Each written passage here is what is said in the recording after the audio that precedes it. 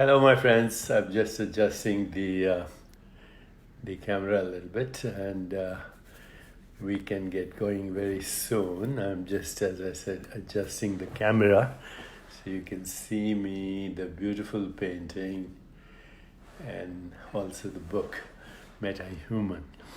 So, as we continue our journey from human to metahuman, let's see if I can adjust this a little more. Okay, as we continue our journey from human to metahuman, I remember that I posted a photo yesterday, and hi Nicole. So I posted a photo yesterday saying my body was going to travel across the country, but I was not going to leave home. And I promised that I would do a little bit of a video explanation on how we can all travel without leaving home. Wouldn't that be nice to take a vacation and a trip across the universe without leaving home? So I see that we're up to about 600 people here. I'm waiting till we get to about 1,000, and then I will start my explanation on how we can travel across the universe through lifetimes and never leave home. If that sounds a good topic to you, just please tell me that it sounds a good topic. You can press the like button, or also you can just tell me that you want to engage in this topic. Traveling and staying home at the same time. Tiffany Jackson says, remote viewing. No. Regina Malo, namaste from Brazil. Hi Regina. Ingrid from Germany. Irma from Milan. Cecilia from Pensacola. Everybody says they want to engage in this conversation. Sounds like a good topic. Okay, so let me get started. We're almost 700 people now here, so I think we can get started rather than holding all of you up. Okay. How do we travel without ever leaving home? Hi Shraddha from Hong Kong. Hi David Roy Green. Hi Carla from wherever you are. And hello Donna. Hello Saad Munir Bashir. Okay, we're up to 800 people. So Aurora says it's a good topic, so let me start. Okay, here we go. We travel without leaving home. Okay.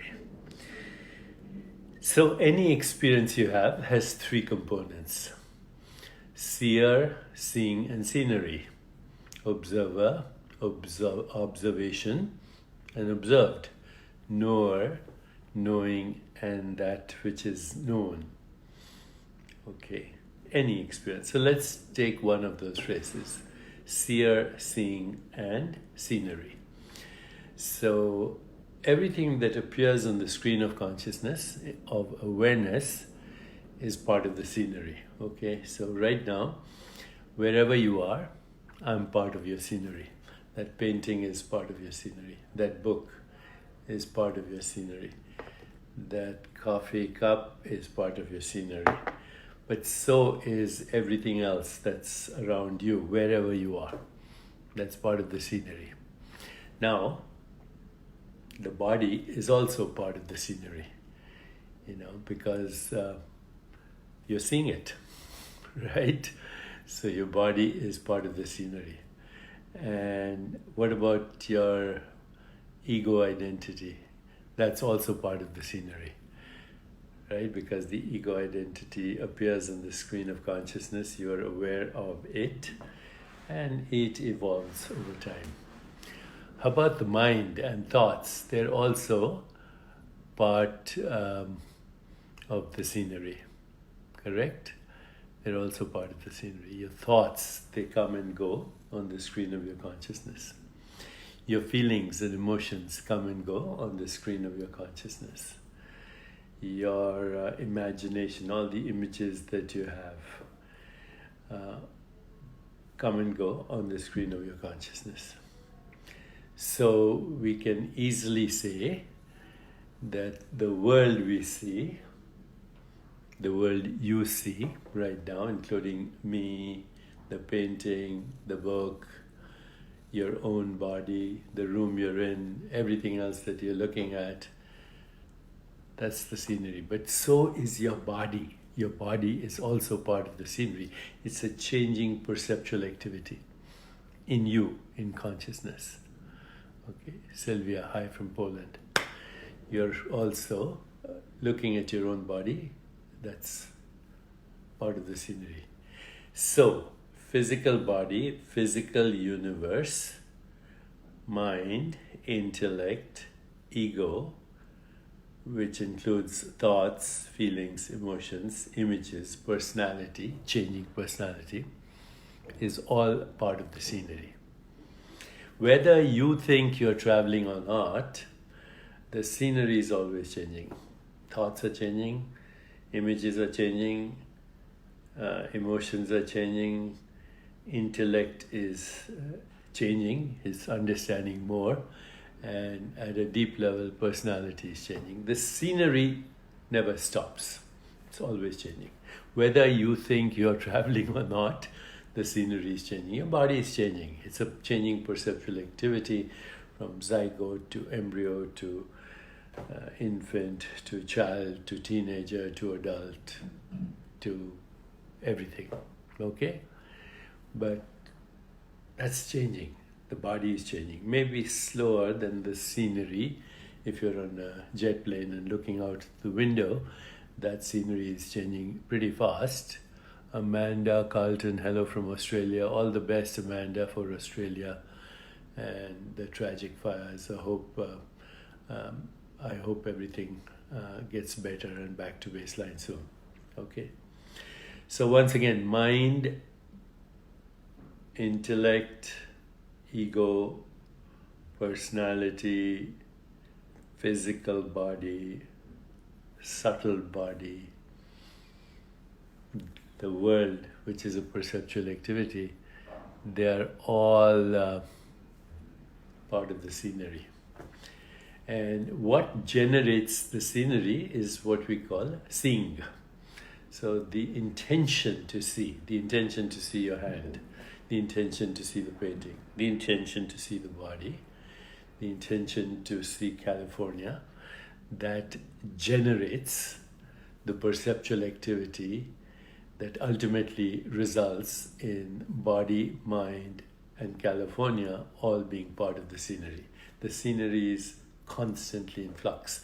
And what is really in flux is the excitations of awareness that generate the scenery, that know the scenery, that experience the scenery, and into which the scenery dissolves. Okay? That seeing is generated by intention. And the intention is basically generated in awareness. So awareness generates both the seeing and the scenery, but awareness remains always as the seer. You are the non-changing seer in the midst of the changing scenery, the non-changing seer. So when I travel, I don't. I remain at home, meaning I stay grounded in my identity as the seer and not the changing scenery. How can my identity be a changing scenery? Okay, my identity can only be the non-changing seer in the midst of the changing scenery. And the scenery is not just the physical world, it's also the physical body, it's also the mind. Anything that appears on the screen of consciousness is an object. Okay, and interestingly enough, it's a symbolic representation of the seer. The seer chooses the scenery, and then the seer embeds itself in the scenery and confuses itself as the scenery. It's the sacrifice of the self that creates the changing scenery. Sacrificing of the self as identity. Okay, so as long as you understand that your true identity is the seer and not the change of scenery, you never leave home. And you enjoy the scenery. And you enjoy the scenery. But you never leave home. Now let's take it a little deeper. Birth as a living organism, birth as a human biological organism, is the beginning of a trip. We call it a lifespan. Birth is the beginning of a trip. And the trip involves a vast expanse of experience as the baby, as the toddler, as the adult, as the old person. And then death is the ending of that particular landscape. That particular, Ramanand Dixit says, like bee changing the flight like a plane. Now, this is a very good metaphor. So, a lifetime is like a transit lounge. A lifetime is a transit lounge with the beautiful, varying, sometimes not so beautiful scenes and sceneries, but an entire lifetime is a trip, is a changing scenery. Okay, so sceneries will change, sceneries come and go. You can travel in lokas, which are locations in space-time, which are transit lounges on the cosmic highway. And the cosmic highway is both the recycling of experience and the expansion of experience as the changing scenery, orchestrated by the intention to see. Seeing, an activity in awareness, of awareness, generates the scenery in awareness of awareness, made out of the same non-stuff. So here we are. We never leave home. Even when we are born and go through an entire lifetime until the moment of death, we never really leave home. Incarnation is in a way incorrect word. We never really incarnate. We fluctuate as the changing scenery while eternally remaining the seer. Shraddha says, Shraddha seen. Birth is the beginning of a journey. Somebody is saying, can you explain attention and intention when we are having unpleasant experiences? Just change course, change direction. Give your attention to something else and intend another experience and stay at home. Never leave home. That's it. Aurora Carlson says, beautiful, she likes it. Yes, we are the non-changing seer in the midst of the changing scenery. The seer is always at home. The scenery is ever-changing. Okay, my friends, thank you very much. Shraddha Adukia says, Turiya. Yes, stay grounded in Turiya and then move on to Turiya Tata, Bhagavad Chetna, Brahmi Chetna, on and on. It's a never-ending journey.